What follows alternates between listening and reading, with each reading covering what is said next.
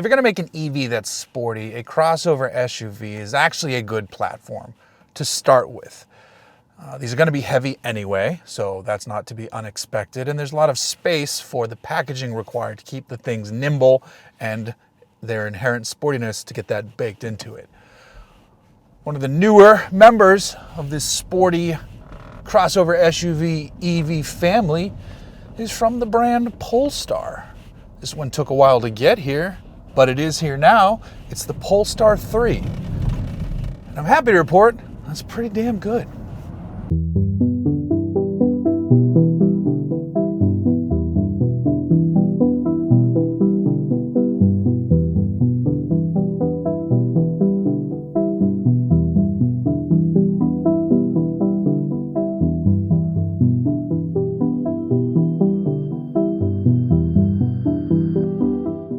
Now, of course, it's going to be good because the one I'm driving is the Performance Dual Motor Launch Edition.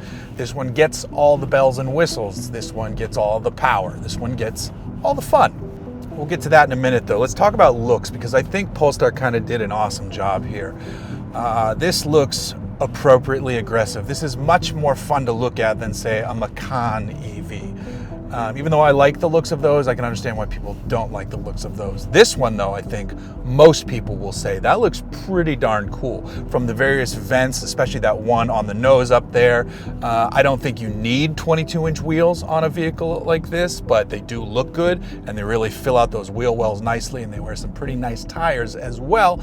Plus, you get that pop of gold from the Brembo brakes behind it and the gold valve stem that are, Polestar hallmarks. So yeah, from all angles, this is a sharp-looking machine. They nailed it pretty good on this one. Slide inside, and you know what to expect here. That simple luxury that Polestar and Volvo offer up. Its cabins are refined, very minimalist, but done well, not in that boring-ass Tesla way. The seats are super comfortable. You've got good visibility. I haven't been getting hot or too much radiant heat from this glass roof, so that's nice as well. Though it would be nice if it had some sort of comfort, but I think it's tinted and protected pretty nicely. Nice visible head-up display in front of me. The gauge cluster is easy to read. The screen's easy to read. The font choice is very nice and big, and as an older person, big font. Yeah, it's like when your mom has her phone and the text is just massive. Sorry, Mom. But you're getting old. So everything is nice, and it's a nice cabin. There's good room behind me as the driver at 6'3". I can fit behind myself, which is always a plus as well. Just not in reality, but just to point that out that that's possible. Now, in terms of this center screen that I said is nice and easy to read, on the flip side, I hate that this car is 99% touchscreen based stuff. You can control the volume of the music and play and pause the music, but everything else, from the adjustments of the mirrors and the steering wheel to just all the controls, it's all touchscreen. And I really wish that wasn't the case, especially from a brand that touts so much safety.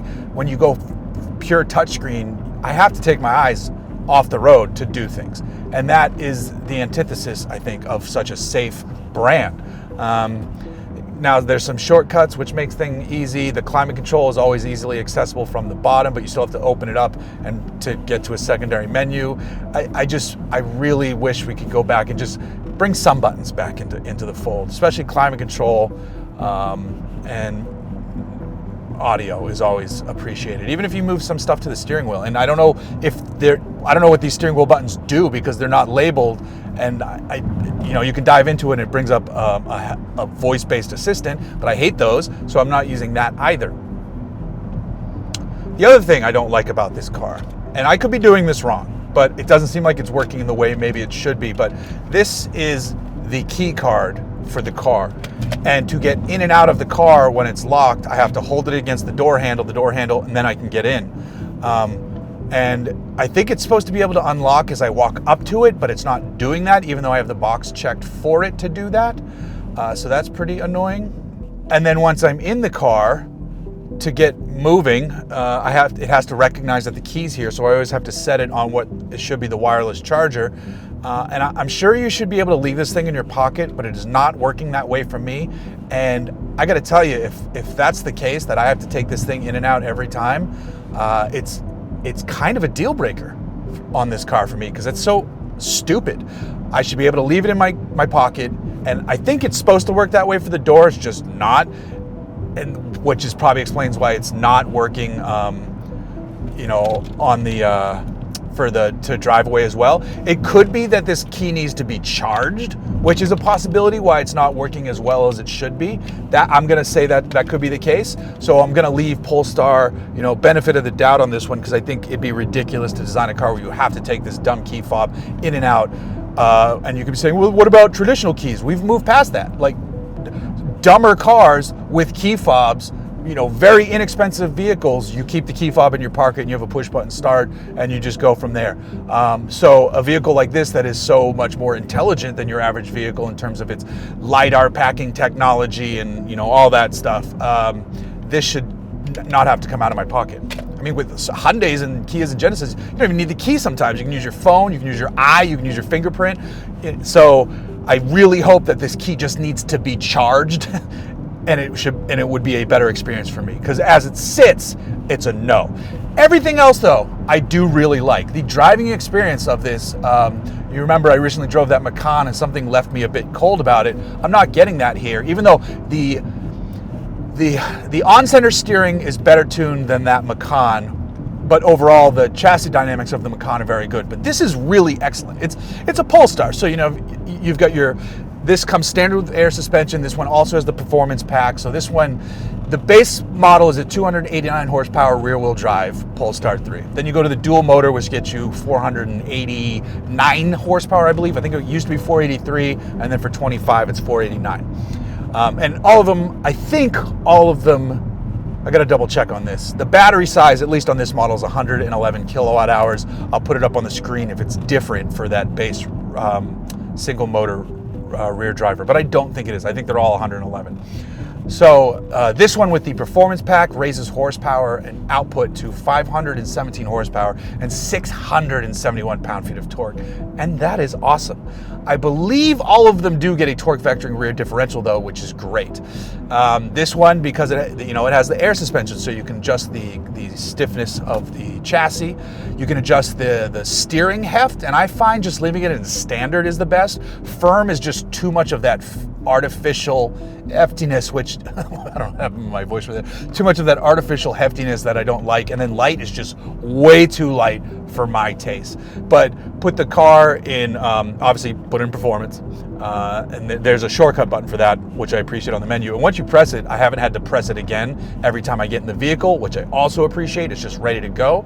You can access one pedal drive here if you want. I don't always like one pedal drive, but I understand why you would, especially in like trafficy situations. I just hate my brake light always coming on every time I'm off the gas. So that's why I usually don't like one pedal drive systems. Because everybody thinks, why does this idiot keep hitting his brakes? Which is what I used to think when Teslas were first on the road. So the actual sporty performance driving nature of it, this thing is really well tuned. The suspension is just perfectly damped. They always crush it in that area. They have since the days of like the V60 Polestar wagon, before Polestar was even a separate brand. Just you got those Öhlins tuned perfectly, and it's a wonderful thing. So as a driver, this is great. And then range is good too. The base model gets, I think, 315, so anything over 300 is wonderful. This one is about 280 if I had to guess, which for a performance version is pretty darn good. You can charge this at 250 kilowatts, which is fine. It's not, anything crazy these days, because you need vehicles to be up above to the 300s on DC fast chargers is kind of where it's at. But it does have 11 kilowatt onboard for at home, and Polestar says it'll 0 to 100 would take 11 hours, but that's plugging in overnight, and if you're coming at home on a zero state of charge anyway, that's it's kind of crazy. But do whatever you want, because if you can charge at home, you're good to go. Level 2 at home, and it gets right up to 11 kilowatts. I've noticed on my at-home charger, which is always great. So let's move on to the price, because that could be a sticking point, but I think relative to the competition, it makes sense. This one is the top of the hill. It starts at 84. It has a few options, so it's 93, and it's the launch edition and all that stuff. So it's got every option, and then it's got an optional paint for a few more bucks, and then these seats are a few more bucks. But then everything else is part of its standard. The Pilot Pack, this is the Performance, so you get that, and the Plus Pack, which are the different trim levels. Plus Pack gets you the 25 speaker Bowers & Wilkins sound system, which really does a nice job of separating the audio. And it actually has Dolby Atmos if you run it, I believe, through the Tidal app, which I do not have a subscription to, so I can't use that. It doesn't handle that if you're just running Spotify. It doesn't have wireless CarPlay and Android Auto. I don't know if it has wired either. It might just be full Google ecosystem. I have to double check on that, which is kind of a bummer as well, because CarPlay is just really easy to use, and then I can have Waze up and I can have all that stuff up that I like to use on my phone. But the sound system is pretty great. It's also as part of the Plus Pack, soft closed doors, which is always a nice feature. If you don't quite shut your door all the way, it finishes the job for you. And then the Pilot Pack is all the LiDAR equipment, even though it can't take full use of it yet. It's all baked in so that they can flip the switch sometime in the future, and then you got what is their equivalent of hands-off driving. I don't want to call anything full self-driving because that's not. But this does use LiDAR and all the good tech and cameras, like the full suite of all the good stuff. But back to, I said the price, $94 as tested. A lot of dough.